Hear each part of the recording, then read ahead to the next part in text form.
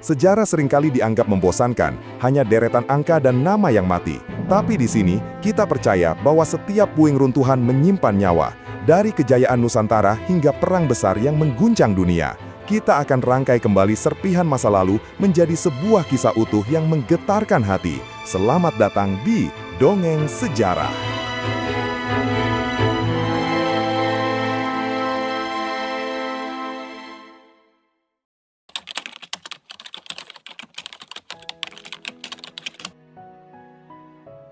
Setiap detik, di jantung Jakarta Timur, tanah ini bergetar oleh deru mesin yang membawa manusia menembus awan. Bagi jutaan penumpang, nama Halim Perdana Kusuma mungkin hanyalah sebuah titik koordinat keberangkatan atau kedatangan. Namun, di balik beton landasan pacu ini, tersimpan sebuah ruh perjuangan yang luar biasa. Nama ini bukan sekedar identitas geografi. Ia adalah penghormatan bagi sosok yang pertama kali meletakkan fondasi bahwa bangsa Indonesia tidak boleh hanya menjadi penonton di langitnya sendiri. Bayangkan sebuah masa di mana langit Nusantara dikuasai oleh sayap-sayap asing. Di tengah keterbatasan itu, muncul seorang pemuda dengan kecerdasan navigasi tingkat dunia. Ia adalah orang Indonesia yang pernah terbang di atas langit Eropa yang membara oleh api Perang Dunia II, hanya untuk kembali dan menyerahkan nyawanya demi merah putih. Prolog ini adalah undangan bagi Anda untuk tidak lagi melihat bandara ini sebagai gerbang perjalanan biasa, melainkan sebagai monumen bagi seorang satria udara yang gugur sebelum sempat melihat langitnya benar-benar damai. Abdul Halim Perdana Kusuma. Ia adalah perpaduan langka antara keberanian fisik dan kecemerlangan otak. Ia bukan sekadar pilot. Ia adalah seorang perencana strategis, seorang navigator ulung, dan diplomat udara yang visioner. Kisah hidupnya adalah sebuah anomali yang mengagumkan. Seorang putra Madura yang mendapatkan pelatihan militer terbaik dari Inggris, namun hatinya tetap terpaku pada cita-cita kemerdekaan Indonesia. Pendahuluan ini akan membawa kita kembali ke tahun-tahun awal revolusi. Kita akan melihat bagaimana Halim menjadi otak di balik operasi-operasi udara pertama Indonesia yang serba terbatas. Ia harus berhadapan dengan kenyataan pahit. Pesawat-pesawat rongsokan sisa Jepang melawan armada udara Belanda yang modern. Namun, dengan ilmu yang ia timba di luar negeri, ia mengubah kemustahilan menjadi sejarah. Ini adalah kisah tentang sang elang yang sayapnya tidak pernah lelah, bahkan ketika badai maut menghadang di depan mata. Lahir di Sampang, Madura pada 18 November 1922, Abdul Halim Perdana Kusuma lahir dari keluarga yang sangat menghargai pendidikan. Darah bangsawan Madura yang mengalir di tubuhnya tidak membuatnya manja, melainkan memberinya akses pada disiplin intelektual yang tinggi. Ayahnya, Haji Abdul Ghani Wongso Taruno, adalah seorang birokrat yang tegas, yang menanamkan bahwa pengabdian pada bangsa adalah derajat tertinggi seorang manusia. Sejak kecil, Halim sudah menunjukkan ketertarikan pada ilmu pasti dan logika, bekal utama yang kelak menjadikannya navigator kelas dunia. Dan sangat eksploratif, mari kita bedah masa remajanya. Ia menempuh pendidikan di sekolah-sekolah bergengsi masa itu, mulai dari Mulo hingga Mosvia. Ia dididik untuk menjadi pamong praja, namun takdir berkata lain ketika jenderang perang mulai bertalu di cakrawala dunia. Dikisahkan bahwa ia memiliki pembawaan yang tenang, sedikit bicara, namun sangat observatif. Sifat inilah yang membuatnya sangat cocok dalam dunia militer yang menuntut ketenangan di bawah tekanan. Ini menunjukkan bahwa kejeniusan Halim bukan datang tiba-tiba. Ia adalah hasil dari sistem pendidikan yang ketat dan lingkungan keluarga yang visioner. Meskipun ia tumbuh di daerah pesisir yang kental dengan budaya maritim, matanya selalu menatap ke atas, ke angkasa. Ia memahami bahwa tanah airnya adalah kepulauan yang luas, dan satu-satunya cara untuk menyatukannya dengan cepat adalah melalui udara. Persiapan intelektual di masa muda inilah yang kelak akan membuatnya terpilih dalam program elit yang membawanya menyeberangi samudera menuju palagan Perang Dunia II. Takdir seringkali melemparkan seseorang ke dalam tungku api yang paling panas untuk menempa mental baja. Kita harus melihat tahun 1942 sebagai titik balik paling ekstrim dalam hidup Halim.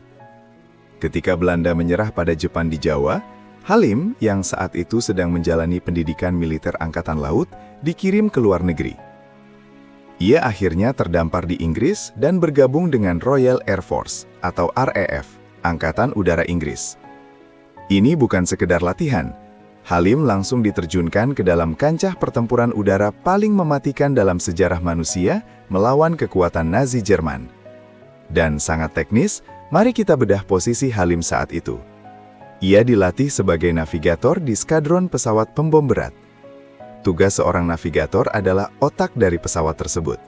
Ia harus menentukan arah terbang di tengah kegelapan malam, menghindari radar musuh, dan memastikan bom dijatuhkan tepat di atas target militer Jerman. Dikisahkan bahwa Halim telah terbang dalam 44 misi tempur di atas langit Eropa. Sebuah pencapaian yang sangat langka bagi seorang prajurit dari Asia. Bayangkan, di dalam pesawat Avro Lancaster atau Halifax, ia harus bertaruh nyawa setiap malam di tengah suhu di bawah 0 derajat dan hujan peluru. Pengalaman di Eropa inilah yang membentuk jati diri Halim sebagai ahli strategi udara. Ia belajar bagaimana mengelola sebuah operasi udara besar, bagaimana logistik bekerja, dan betapa pentingnya akurasi navigasi. Para instruktur Inggris di RAF kabarnya sangat mengagumi ketenangan pemuda Madura ini. Ia dijuluki sebagai orang yang memiliki syaraf baja. Ilmu yang ia dapatkan di Inggris, mulai dari meteorologi hingga taktik pengeboman, adalah harta karun yang tidak dimiliki oleh satupun pejuang kemerdekaan di Indonesia saat itu. Ia sedang mempersiapkan dirinya untuk tugas yang jauh lebih mulia di tanah airnya sendiri. Ini adalah tentang penyemaian keahlian di tengah badai. Halim tidak hanya belajar cara berperang, tetapi ia belajar tentang nilai sebuah kemerdekaan saat melihat bangsa-bangsa Eropa berjuang mempertahankan tanah mereka. Meskipun ia mengenakan seragam RAF, hatinya tetaplah merah putih. Setiap kali ia melihat peta dunia, matanya selalu mencari gugusan pulau di Katulistiwa yang sedang dijajah Jepang. Ketika perang di Eropa berakhir, ia tidak memilih untuk menetap di Inggris dan berkarir mapan. Ia memilih untuk pulang ke sebuah republik yang baru seumur jagung dan belum memiliki satupun pesawat tempur yang layak. Halim adalah penerbang Indonesia dengan jam terbang tempur paling tinggi di masanya. Ia pulang bukan sebagai pemula, melainkan sebagai veteran Perang Dunia. Kepulangannya pada tahun 1946 disambut oleh suasana revolusi yang membara. Langkah selanjutnya akan membawa kita pada pertemuan bersejarah antara Halim dengan para perintis AURI lainnya, di mana mereka harus memulai segalanya dari nol di tengah kepungan blokade Belanda. Tahun 1946, dunia sedang merayakan perdamaian setelah jatuhnya bom atom di Hiroshima. Namun bagi Indonesia, perang yang sesungguhnya baru saja dimulai. Halim Perdana Kusuma mendarat di tanah air dengan perasaan yang campur aduk. Ia meninggalkan kemapanan dan karir cemerlang di Inggris demi sebuah janji pada Ibu Pertiwi. Ia segera mencari jalan menuju pusat pemerintahan Republik di Yogyakarta. Di sana, ia bertemu dengan Komodor Udara Suryadi Suryadharma, sosok yang sedang pening tujuh keliling memikirkan bagaimana cara membangun angkatan udara tanpa memiliki pesawat yang bisa terbang. Dan sangat politis, mari kita lihat kondisi awal AURI saat itu. Republik Indonesia hanya memiliki tumpukan besi tua, pesawat-pesawat peninggalan Jepang seperti Cureng dan Hayabusa yang mesinnya sudah berkarat dan kanibal. Hampir tidak ada orang Indonesia yang tahu cara menerbangkannya dengan benar, apalagi melakukan navigasi tempur. Dikisahkan bahwa kehadiran Halim bagaikan tetesan air di padang pasir.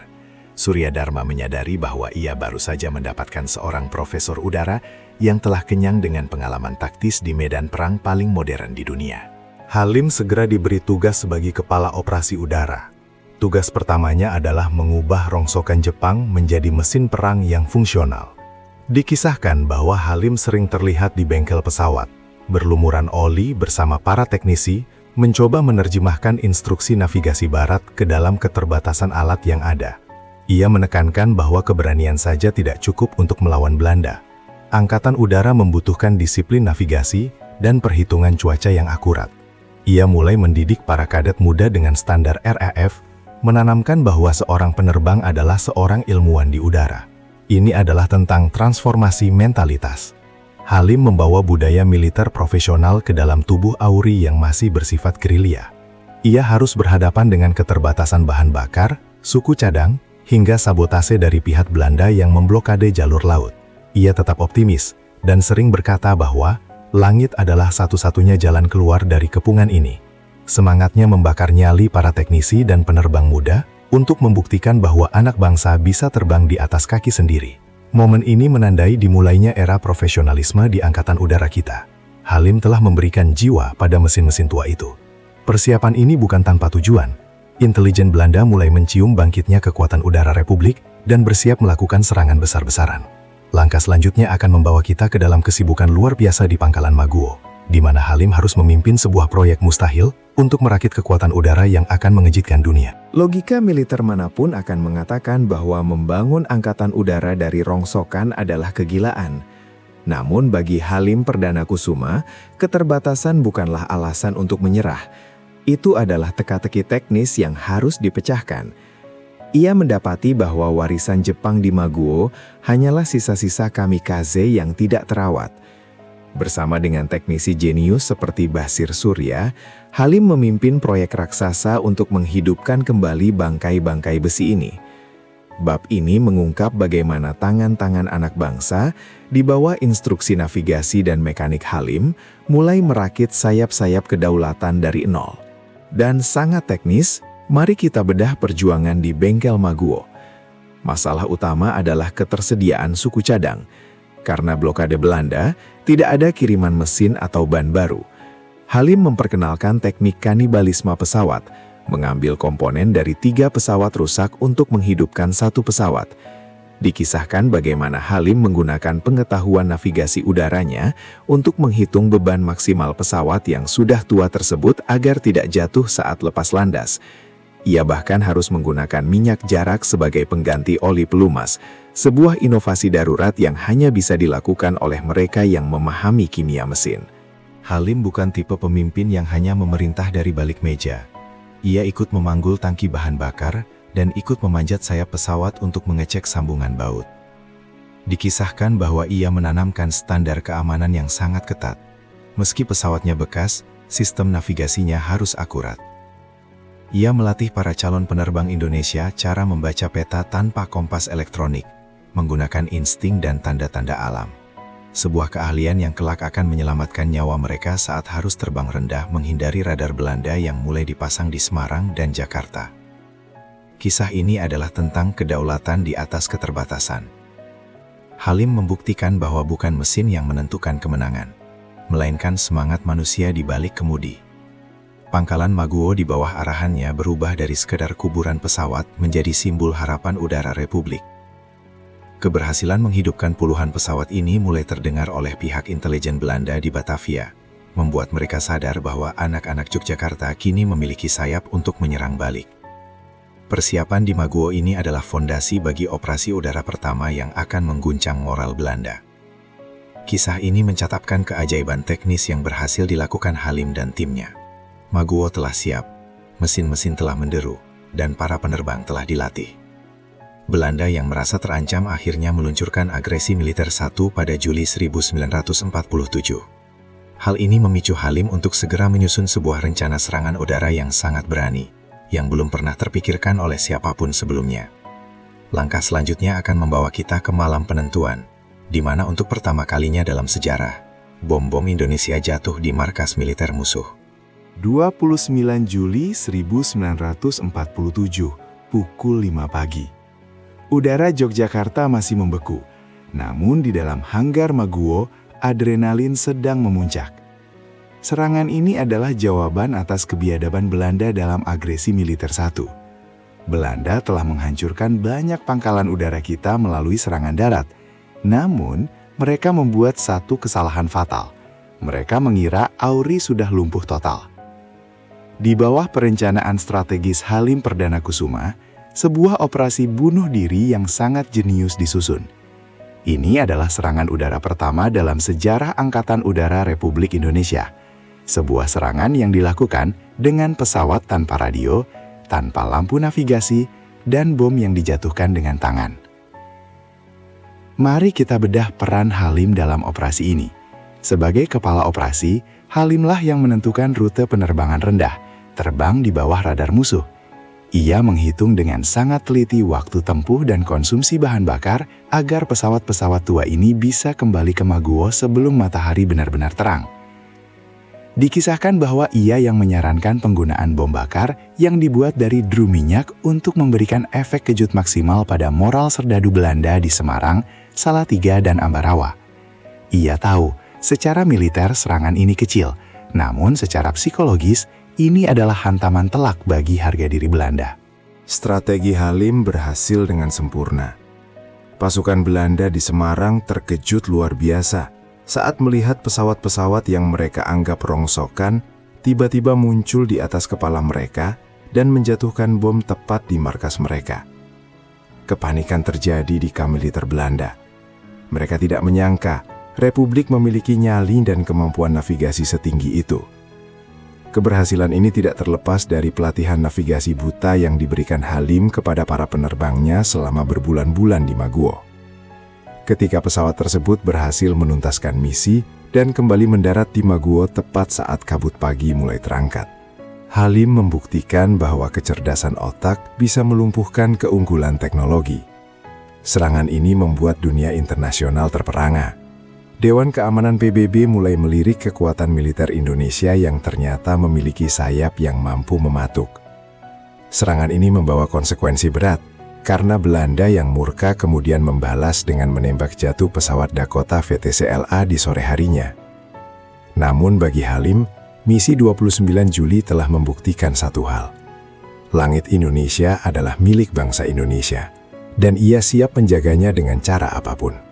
Cerita ini mencatatkan tinta emas pertama dalam sejarah kedirgantaraan kita. Nama Halim Perdana Kusuma semakin dihormati sebagai otak di balik keberanian AURI. Setelah keberhasilan ini, pemerintah memberikan tugas yang jauh lebih rahasia dan berbahaya kepada Halim. Mencari dukungan dan persenjataan ke luar negeri untuk menembus blokade udara Belanda. Langkah selanjutnya akan membawa kita pada misi spionase udara yang melintasi batas-batas negara. Sebuah misi yang akan membawa Halim menyeberangi lautan menuju takdir terakhirnya. Dan sangat politis. Mari kita bedah misi berbahaya ini. Halim harus terbang keluar masuk wilayah Indonesia secara ilegal, menggunakan pesawat-pesawat charteran asing atau pesawat AURI yang disamarkan. Setiap penerbangan adalah pertaruhan nyawa, karena pesawat Belanda Kitty Hawk selalu berpatroli dengan perintah tembak jatuh. Dikisahkan bahwa Halim berhasil menemui tokoh-tokoh penting di India, termasuk Nehru, untuk membicarakan pengiriman bantuan obat-obatan dan senjata melalui jalur udara. Ia menggunakan kepiawaian bahasa Inggrisnya dan pengetahuan navigasi internasionalnya untuk meyakinkan dunia bahwa Republik Indonesia adalah negara yang terorganisir, bukan sekedar gerombolan pemberontak. Ini adalah tentang perlawanan tanpa senjata. Halim menunjukkan bahwa seorang militer profesional juga harus bisa menjadi diplomat yang cerdas. Meskipun ia rindu kembali ke garis depan, ia tahu bahwa satu pesawat bantuan yang berhasil masuk ke Indonesia jauh lebih berharga daripada 1000 peluru saat itu. Misi diplomasi udara ini berhasil membuka mata dunia internasional, terutama India dan Australia, tentang ketidakadilan yang dilakukan Belanda di Nusantara. Halim telah membuktikan bahwa kedaulatan sebuah bangsa juga harus diperjuangkan di ruang-ruang lobi internasional dan di atas rute penerbangan lintas negara. Cerita ini mencatatkan keberhasilan diplomasi udara yang luar biasa di bawah arahan Halim. Ia telah berhasil meletakkan fondasi bagi pengadaan pesawat-pesawat baru yang akan memperkuat AURI. Salah satu hasil terbesar dari jaringan diplomasi ini adalah munculnya harapan untuk memiliki sebuah pesawat pembom modern yang dibeli dari hasil sumbangan rakyat. Langkah selanjutnya akan membawa kita pada kisah mengharukan tentang pesawat Afro Anson RI-003, sebuah pesawat yang menjadi simbol cinta rakyat Sumatera untuk kedaulatan langit mereka. Dan sangat emosional. Mari kita bedah proses pengadaan ini. Halim harus terbang ke Songkhla, Thailand, untuk bertransaksi dengan seorang mantan penerbang RAF yang menjual pesawatnya. Pesawat Afro Anson RI-003 ini jauh lebih modern dibandingkan Cureng, sisa Jepang. Ia memiliki sistem navigasi yang lebih baik dan mampu terbang jarak jauh. Dikisahkan bahwa Halim sendiri yang mengecek setiap baut dan sistem hidrolik pesawat tersebut menggunakan uang hasil keringat rakyat Sumatera. Ia merasa memikul beban yang sangat berat. Jika pesawat ini gagal terbang atau tertangkap Belanda, maka ia telah mengkhianati pengorbanan rakyatnya sendiri. Misi membawa pulang RI-003 ke tanah air adalah misi spionase udara yang sangat berbahaya.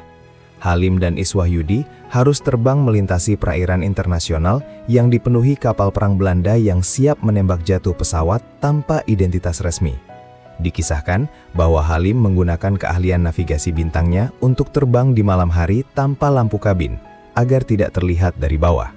RI-003 dipersiapkan bukan hanya sebagai pesawat pembom, melainkan juga sebagai pesawat angkut logistik rahasia yang akan menghubungkan pusat pemerintahan di Yogyakarta dengan kantong-kantong pertahanan di Sumatera.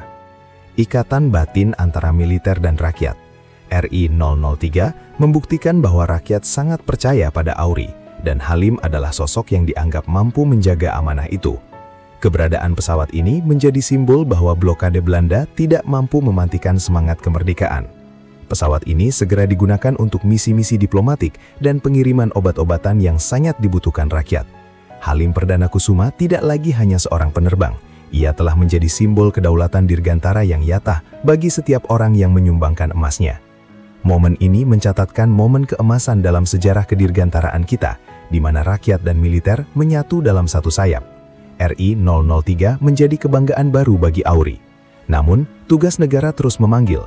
Misi selanjutnya adalah misi yang lebih besar ke Singapura dan India untuk memperkuat aliansi. Takdir mulai menenun akhir yang tragis bagi Sang Elang. Langkah selanjutnya akan membawa kita pada penerbangan terakhir Halim, menembus cuaca buruk di langit Malaya dalam misi yang tidak akan pernah ia selesaikan. Mari kita bedah kondisi penerbangan terakhir itu. Pesawat RI-003 lepas landas dari Songkla menuju Singapura sebelum nantinya ke Sumatera. Afro Anson adalah pesawat yang andal, namun ia tidak memiliki radar cuaca modern. Penerbang sepenuhnya bergantung pada penglihatan visual dan perhitungan manual. Dikisahkan bahwa di atas Selat Malaka, pesawat terjebak dalam front cuaca buruk yang luar biasa dahsyat. Halim, sebagai navigator, harus berjuang di dalam kokpit yang berguncang hebat, mencoba menemukan celah di antara dinding awan hitam dan sambaran petir yang membutakan mata. Inilah momen di mana keahlian Halim diuji sampai batas terakhir. Kabut tebal membuat jarak pandang menjadi nol. Para saksi di darat, wilayah Malaya, melaporkan mendengar suara mesin pesawat yang terbang rendah dan tidak stabil di atas Menanjung Perak. Tekanan udara yang rendah dan angin sakal, headwind, membuat pesawat kehilangan banyak ketinggian. Halim dan Iswahyudi sedang berada di dalam sebuah labirin maut di langit. Mereka terjebak antara blokade Belanda di laut dan badai yang mengamuk di udara. Tidak ada tempat untuk mendarat dan bahan bakar terus menipis. Momen ini adalah tentang dedikasi yang menembus batas. Halim tidak memilih rute ini karena ceroboh, melainkan karena ia tahu Republik sedang sangat membutuhkan pasokan medis yang ia bawa di dalam RI-003. Ia memilih untuk tetap memegang kendali navigasi meskipun maut sudah mengetuk jendela kokpitnya. Kontak radio terakhir menunjukkan bahwa mereka sedang mencoba mencari celah untuk keluar dari kepungan awan. Namun alam berkata lain. Sang elang yang pernah menaklukkan badai di Eropa, kini harus berhadapan dengan takdir yang paling sunyi di langit Malaya. Keberaniannya menantang alam demi tugas negara menjadi bukti cinta yang tak terukur. RI-003 tidak pernah sampai ke tujuannya hari itu. Kabar hilangnya pesawat ini mengejutkan markas AURI di Yogyakarta dan rakyat di Sumatera. Langkah selanjutnya akan membawa kita pada penemuan yang memilukan di pesisir pantai Malaya. Sebuah tragedi yang akan membuat seluruh bangsa Indonesia tertunduk dalam duka yang paling dalam. Sejarah seringkali menuliskan bab terakhirnya di tempat yang paling tak terduga.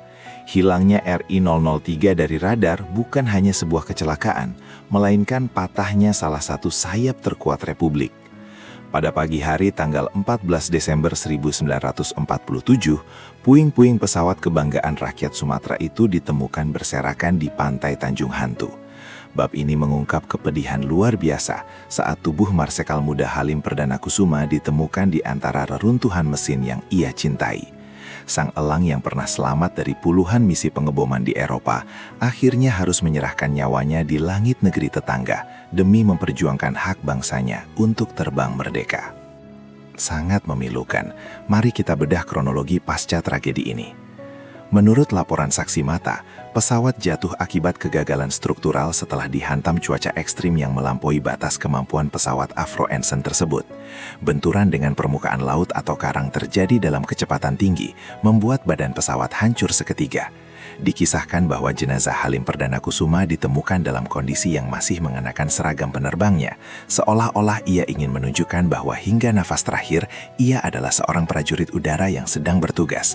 Namun jasad rekannya, Iswahyudi, secara misterius tidak pernah ditemukan, menambah teka-teki tragis dalam sejarah kedirgantaraan kita. Pengorbanan tanpa pamrih. Halim tidak gugur di medan perang yang gemerlap dengan medali, melainkan dalam kesunyian badai saat menjalankan misi logistik demi rakyatnya. Meskipun jasadnya berada di bumi Malaya, ruhnya telah terbang kembali ke pangkuan Ibu Pertiwi. Kematiannya tidak sia-sia. Tragedi ini justru semakin menyatukan semangat para penerbang muda AURI untuk meneruskan perjuangannya. Ia telah membuktikan bahwa pengabdian pada Merah Putih tidak mengenal batas wilayah udara.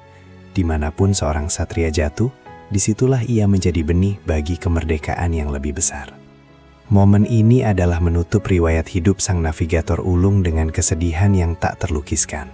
Namun, kematian hanyalah cara sejarah mengabadikan sebuah nama.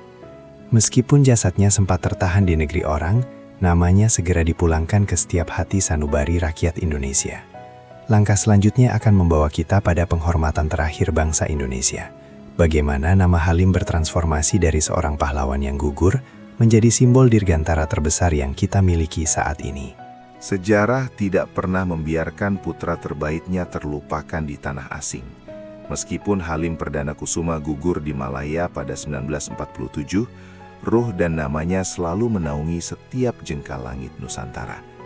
Pada tahun 1975, melalui kerjasama diplomatik, jasad sang navigator akhirnya dipulangkan ke pangkuan Ibu Pertiwi dan dimakamkan dengan hormat di Taman Makam Pahlawan Kalibata. Bab penutup ini menceritakan bagaimana seorang satria yang pernah terbang di atas badai Eropa, kini telah menjadi bintang penuntun bagi setiap penerbang yang menjaga kedaulatan Indonesia. Dan sangat inspiratif. Mari kita lihat bagaimana nama Halim menjadi abadi. Pemerintah Indonesia mengabadikan namanya pada pangkalan udara utama di Jakarta, yang kini kita kenal sebagai Bandara Internasional Halim Perdana Kusuma. Tempat ini bukan sekedar landasan beton, melainkan markas Komando Pertahanan Udara yang melambangkan visi Halim, bahwa pusat kekuatan sebuah bangsa kepulauan terletak pada keunggulan dirgantaranya. Dikisahkan bahwa setiap perwira angkatan udara yang baru dilantik akan selalu menoleh pada sejarah Halim sebagai standar profesionalisme, ketenangan dan kecerdasan navigasi yang harus mereka miliki. Warisan sejati Halim adalah kemerdekaan di atas awan. Ia mengajarkan bahwa bangsa Indonesia tidak boleh inferior di hadapan teknologi asing. Ia adalah bukti bahwa anak desa dari Madura bisa menaklukkan langit dunia melalui ilmu pengetahuan dan disiplin. Semangat Halim hidup di dalam setiap sistem navigasi canggih yang kita miliki sekarang.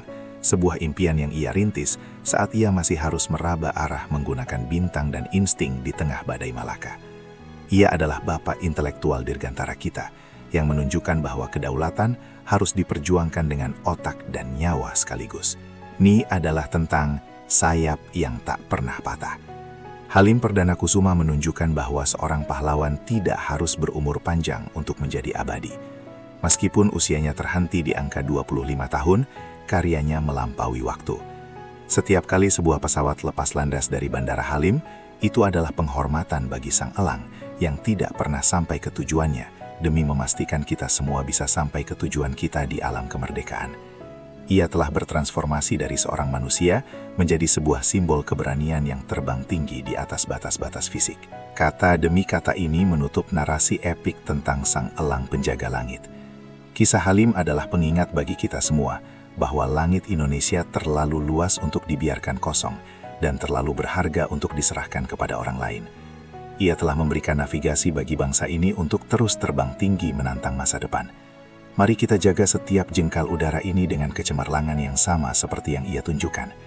Karena selama Garuda masih mengepakkan sayapnya, selama itu pula Halim Perdana Kusuma akan terus terbang bersama kita.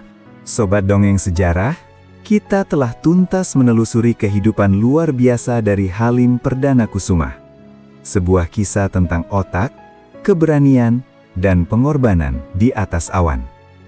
Sekarang, setiap kali kalian melintasi Bandara Halim, kalian tahu bahwa nama itu bukan sekedar nama bandara, tapi nama seorang satria yang gugur demi kedaulatan udara kita.